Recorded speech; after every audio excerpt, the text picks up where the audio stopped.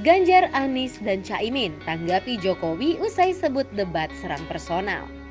Presiden Joko Widodo atau Jokowi meminta agar format debat Pilpres 2024 dievaluasi oleh KPU.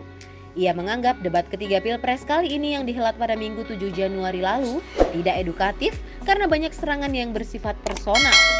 Saya kira akan banyak yang kecewa, sehingga debatnya memang perlu diformat lebih baik lagi, ada rambu-rambu sehingga hidup, kata Jokowi di Serang mengutip detik.com pada Rabu 10 Januari. Jokowi mengatakan serang menyerang wajar dalam debat asalkan seputar kebijakan atau visi dan bukan personal.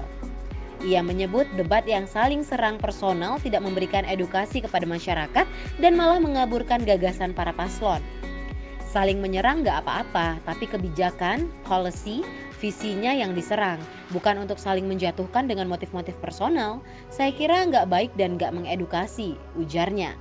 Hal ini direspons oleh Ganjar, Anies, dan juga Cawapres nomor urut 1, Muhaimin Iskandar alias Caimin. Capres nomor urut 03, Ganjar Pranowo mengaku tidak menyerang personal calon presiden lain dalam debat ketiga pemilu 2024 pada Minggu 7 Januari 2024 kemarin. Saya nggak menyerang personal, saya menyerang program, kata Ganjar singkat ditemui di kawasan Senayan, Jakarta pada Senin 8 Januari 2024 malam. Dalam debat ketiga itu, Ganjar memang sempat menyerang Prabowo soal sejumlah indeks yang turun selama Capres nomor urut 2 Prabowo Subianto memimpin Kementerian Pertahanan. Ganjar juga sempat mempertanyakan pembelian alutsista di Kementerian Pertahanan yang tidak mendesak dan tidak sesuai kebutuhan prajurit TNI. Anies Baswedan juga memberikan tanggapannya soal hal yang sama. Calon Presiden nomor urut 1, Anies Baswedan, mengaku terkejut mendengar Presiden Joko Widodo ikut mengomentari debat calon presiden yang digelar pada Minggu 7 Januari 2024 lalu.